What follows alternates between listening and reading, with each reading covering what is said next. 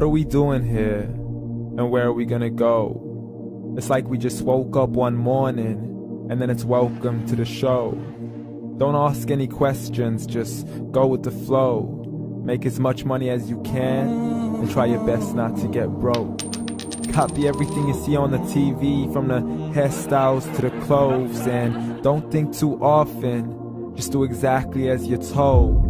And if you ever get confused, then just turn towards the alcohol. You'll still hear your thoughts, then just turn up the radio as you learn to live a lifestyle of drugs, sex, and rock and roll.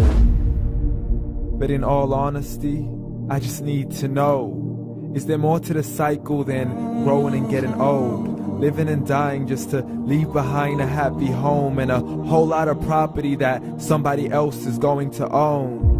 I just really need to know before the casket's closed, 'cause I'm not willing to gamble with my soul, nor am I ready to take any chances. These are just simple life questions and I'm just searching for some answers. Like, what are we doing here? And what is our purpose? How did we get here, and who made us so perfect? And what happens once we go, or is this world all really worth it?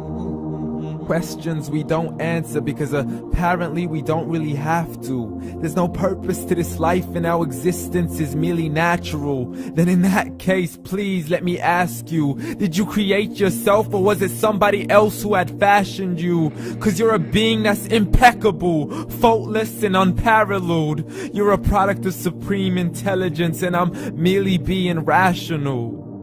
For there isn't a camera on this earth that can come close to the human eye, nor a computer that can compete alongside the human mind. And if the whole world was to come together, we wouldn't be able to create a single fly. So many signs, yet we still deny. As science tries to justify that all this could come from none, when it's a simple sum. 0 plus 0 plus 0 cannot possibly ever give you 1. So from where did all this order come? For everything has its origins, a maker, a creator of its own. I mean, the only reason you're watching this video is because somebody had to press upload.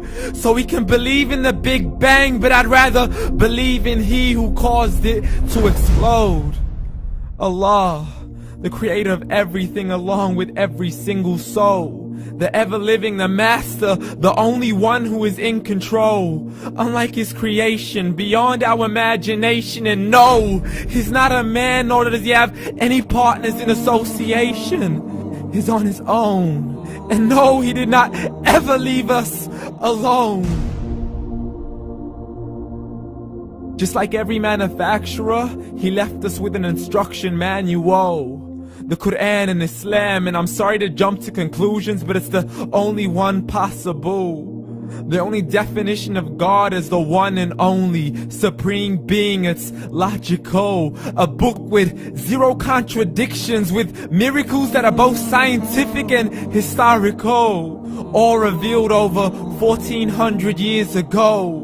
Like the detailed description of the human embryo. The descriptions of the human embryo in the Quran cannot be based on scientific knowledge in the 7th century. To the mountains as pegs holding firm the earth below, and the 2 seas that don't mix in a complete separate flow. To the planets in orbit, alternating night and day as they stay in flow. The expansion of the universe and the creation of everything from H2O.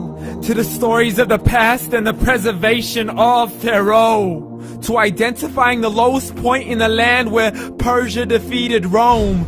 The gushing fluid that created man in the glands between the ribs and the backbone. And not a word has changed, it's still the same. So please explain how all this was known over 1400 years ago.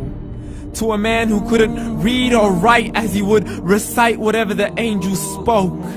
And if you still don't believe, please try to come up with something that's even close.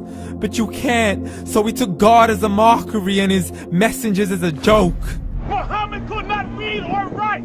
How's somebody who can't read or write gonna start a religion? Dismissed his scriptures as legends and tales of the ancient folk, as we live life according to our whims, desires, and hopes. saying this life is the only home we will ever know. We will live then die, then simply turn to bones. YOLO!